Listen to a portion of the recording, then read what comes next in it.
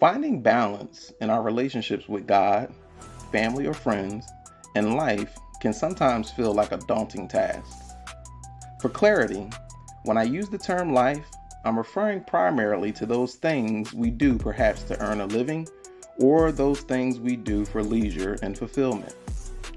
To those who don't believe there is a God, the idea of God, family, or friends, and life might look more like self, family, or friends, and life.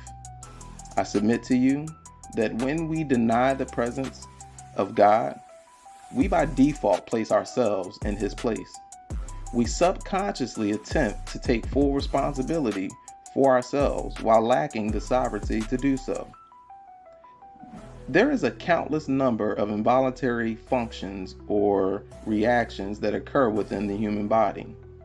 How can one deny the existence of God with the awareness of these and other complexities existing within the human body as well as in other parts of creation? Building and sustaining healthy relationships involve dedicating time, attention, and effort to the object of which we desire to develop our relationship with. While God is considered omnipresent, omniscient, and omnipotent, we are not pardoned of our responsibility in the relationship. I cannot take the stance that because God is always present with me, knows all about me, and possesses the power to alter my circumstances, that I have no responsibility to the relationship. Perhaps you've heard the saying, when the cat's away, the mice will play. This saying speaks to the idea that we tend to act differently based on who we are around or who is around us. When considering my relationship with God, I have the responsibility to always act like God is with me. Strengthening my relationship with God also involves me being honest with Him and trusting that God's actions or inaction in my life is meant for my good and for the good of our relationship, even when it may not make sense to me. Our relationships with our family or friends should in short reflect our relationship with God. Thus, when we recognize that our relationships with family or friends are a bit off or somewhat sour, we must first reflect on our relationship with God if we are to find success in restoring our relationships with family or friends. Lastly, our relationship with life, if we are not careful, can morph into becoming our identity. Consider for a moment things like Q-tips, aspirin, Band-Aids, or chapstick.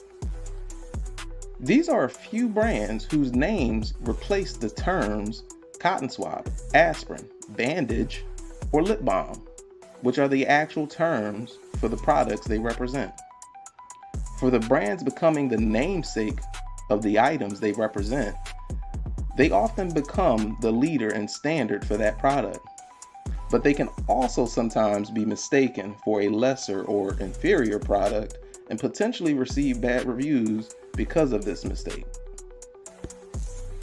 God created you and I to be that name brand that has the capacity to become synonymous for being who He created us to be.